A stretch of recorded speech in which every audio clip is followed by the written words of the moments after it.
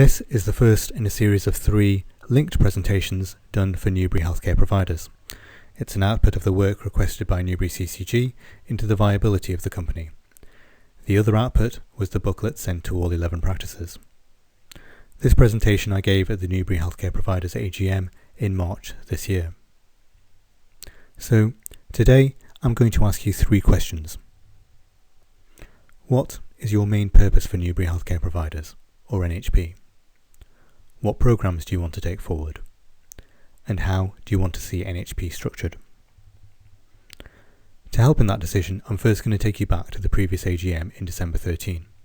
So the company had been set up 3 years before in 2010, and its initial goals had been to provide a legal structure for the 11 practices if they wanted to work or provide a service together, and to protect the practices from outside competition, such as companies like Assura, Virgin or Berkshire Healthcare Foundation Trust. So at the AGM in 2013, we weren't sure whether NHP was really achieving that, or whether there was much benefit of NHP to the practices. There were also concerns NHP was still losing money. However, after discussion, we thought we'd give it another go. I was one of 2 new directors who joined at that time, giving us a team of 3 GP directors and 1 practice manager secretary. There was no other associated staff. So, with Paul away for 2 months, Barry and I met with Denise to find out exactly what the situation with NHP was. At initial review, it was clear the challenges essentially came down to 2 things: time and money. All the directors were full-time GPs, and the secretary was a full-time practice manager. So it was our scarce spare time which was being spent on NHP. In terms of money, this graph shows NHP's gross current asset, from its incorporation in 2010 to figures given at the last accounting year. The dotted blue line shows the trend, and the horizontal red line represents NHP's loans of £36,000, payable to the 11 practices. As you can see on this graph, the initial capital from 2010 has fallen considerably, and as illustrated by the trend line, would likely fall below the level at which NHP would be in debt, the horizontal red line, in 2014. A lot of the costs were through setting up the legal structure of the company and to set up projects. However, we should also look at the projected balance sheet as it was at that time. So from this you can see the operating profit at the bottom of the table, and it doesn't look too good. It's a loss of £8,000 year on year, just standing still. So why is that? Well, the difference in expense from providing its services and the income generated was small, less than the annual accountant's fee. There were also high administration and staff fees. It was about this time the CCG asked us to do an assessment on NHP's organisational structure and its financial viability. So, the short plan was to review current services, reduce costs, and increase income. How are we going to do this? By trying to improve the funding for one of the services provided by NHP, the ear care service, by reviewing and decreasing financial expense, by exploring contracts with public health, the potential for practices to share backroom functions, and of course develop the organisational structure of NHP. The other thing we needed to know was what you, the stakeholders, thought and what you wanted us to focus on. So we devised a stakeholder analysis. So this showed that there was an almost unanimous desire for NHP to do bid work for the 11 practices. There was strong support to develop a locum service, especially for GPs. More mixed views on HR functions, with significant interest in NHP providing a HR legal package. Significant disinterest in providing a 7-day 8 till 8 GP service. We also looked at the corporate skill mix in our practices, and this was considerable, reaching corporate or degree level in most sectors examined. So how did we take these results forward? For bid capability, I went on a bid writing course in Birmingham. It was very interesting and useful, and I learnt some simple tips and tricks about the procurement process and how bids are assessed. So one of the key principles was bid credibility, and that's based on two things. The financial balance of the bidding company, so whether it's running at a loss or a profit, and its management capability, so the expertise of their team and what previous experience and projects they had taken on. For the locum service, we developed the infrastructure and potential pay structure, which we sent out to practices back in August 2014. There was interest at the time from practices, and we'd wanted to discuss that further at the AGM. The provision of a HR legal package is being explored through the Practice Manager Network. Unfortunately, while all this was happening, we lost one of our directors. So as mentioned before, we were all full-time GPs, and NHP needed a high amount of work and time, which was difficult to manage in the scarce spare time we had. There was also very little funding or reward. So this left me and Paul as joint directors. In terms of current service, we have the ear care service.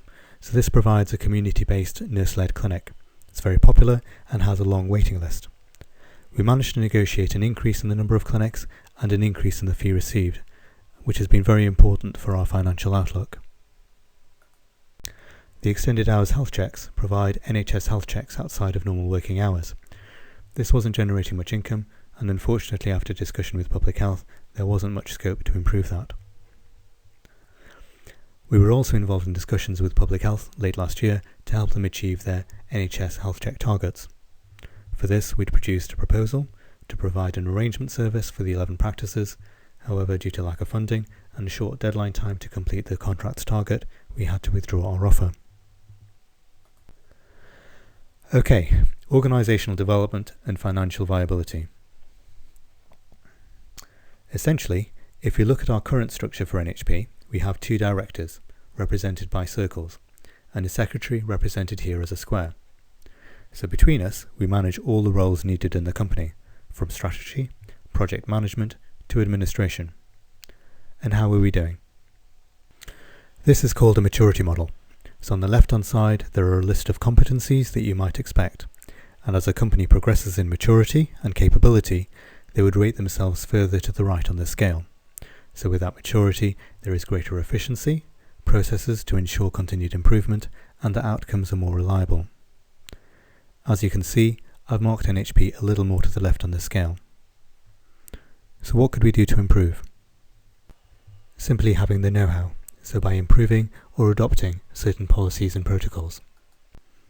This could be imported from another company like GP Care in Swindon, or we could commission someone to develop this for us. What else could we do? We could employ an operations manager who could bring all this know-how with them. So one of the other areas we've been working on is what support was available for NHP. And again, we need your direction on which way to go. So I'm not going to go into the detail of these options. All the information is available in the NHP booklet sent out to the 11 practices. But this is an example comparing two different packages available to develop the infrastructure and capability of NHP. This one more a comparison between two companies who could manage the projects for us. And there's also the query of what support the CCG could provide. So, what options do we have? And for this, I'd like to draw your attention back to the first question I asked, which is, what is your purpose for NHP?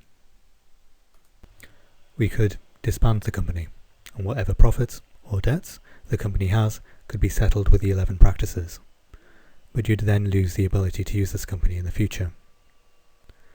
We could suspend the company, so the services would continue, and with the additional income from the ear care service and reduced staff costs, the company is now viable. The predicted annual profit around £2,500. We have to bear in mind though that this is reliant on a single service, and that could easily be withdrawn, so the company is still vulnerable. But, for the moment at least, it allows the 11 practices to keep NHP going and the ability to use it if the need arose for that legal framework to work with other practices. We could keep the company as it is. I've labelled this the lottery option, as essentially the projected profit would only be £78, not enough to cover the cost of any project work, which is costed here at a very modest £1,350 per project. This could be improved by streamlining, so with a reduced board size and a reduced number of board meetings. This would generate some capital, however project work would still be limited. That extra capital could also be used to employ a part-time administrator, as illustrated by the triangle here, giving the company a little more management capability. But the question still is, how do we fund projects?